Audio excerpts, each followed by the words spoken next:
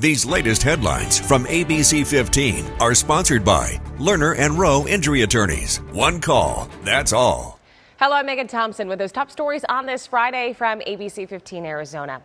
And a defendant in the Preston Lord case arrested again while out on bond. ABC15, we were there in Gilbert Municipal Court as Talon Vigil appeared for his court date. Gilbert police say the 19-year-old was arrested back in September for allegedly violating an order of protection. He's still charged with murder and kidnapping in the Preston Lord case. Preston was just 16 when he was beaten at a Halloween party in Queen Creek and later died. We're told Vigil's order of protection is unrelated to the murder case, but we have been in touch with the family involved. ABC15's Ashley Holden was inside the courtroom Thursday as the teen's court date was continued. You have anything to say about this arrest? Anything you want to say about the murder case? What about this arrest? Did you violate your release conditions? ABC15 has reached out to the Maricopa County Attorney's Office, who told us they are aware and monitoring the arrest.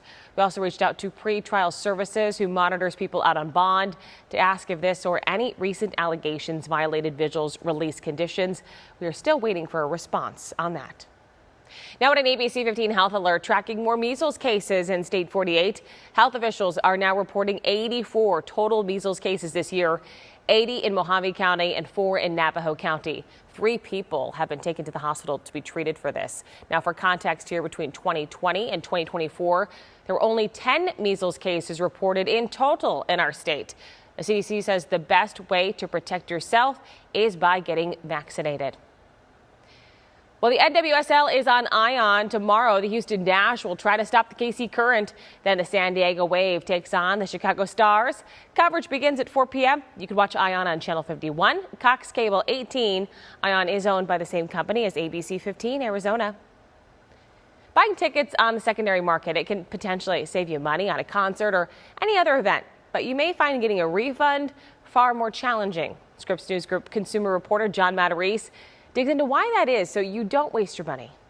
Many of us buy concert and event tickets from third-party sellers, and in most cases there's no problem. But what happens if that event is canceled? Well, one man told me he had to wait a lot longer than others to get his money back.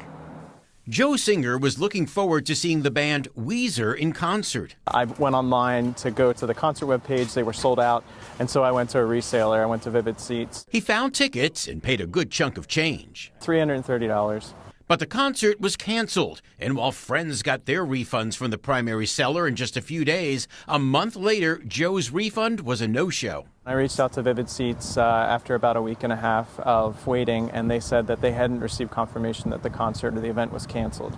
We reached out to Vivid Seats, which tells us refunds typically take just 3 to 5 business days, but that wasn't the case for Joe. I'm pretty disappointed about the pace for sure, and just the lack of responsiveness at this point. Alex Warner is the CEO and co-founder of the ticket resale platform Winventory. Ultimately, it's a trickle-down effect. He explains why customers might experience refund delays. The secondary isn't going to refund until the primary is refunded. Could be done faster on both the primary side and the secondary side, but there's just a sort of a method to the madness. Melanie McGovern with the Better Business Bureau says always know the terms and conditions when shopping the secondary market. You want to make sure before you buy that ticket that you know if you have the same protections. Resale sites can be good options, but no refunds can take longer in the event of delays or cancellations. After 6 weeks, Singer says Vivid Seats refunded all his money. In the future, he'll try to buy from a primary seller like Ticketmaster. I'll consider it, of course, but I'll know the risks a little bit better. So you don't waste your money. John Matarese, Scripps News Group. Tracking your most accurate forecast on this Friday, I'm meteorologist Jorge Torres. A gorgeous end to the week is anticipated with sunny skies and light winds. Temperatures this morning in the metro starting off in the mid-60s around 8 o'clock, around clear skies, and forecasting that through midday and the rest of the afternoon as well. Upper 70s at high noon and forecasting a high of 85 degrees, which is near normal for this time of year. Northern Arizona, high staying in the lower 60s in Flagstaff. Cool spot, Window Rock at 59, 61 in Heber, 75 in Gila County there in Globe, and 80s and 90s across across the lower deserts. But cannot really complain with this weekend forecast for the metro as we call for highs today in the mid-80s, a little warmer on Saturday at 87 with some clouds rolling in on Sunday with a high of 88 degrees. Your 7-day forecast showing temperatures warming up a little more next week, though, back in the 90s beginning on Tuesday. In the high country, we'll keep those highs in the 60s all the way through next week as well, with mostly clear to partly cloudy skies for the weekend and overnight lows staying chilly, generally in the upper 20s to lower 30s.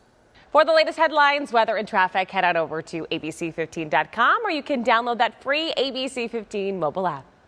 These latest headlines from ABC15 are sponsored by Lerner and Rowe Injury Attorneys. One call, that's all.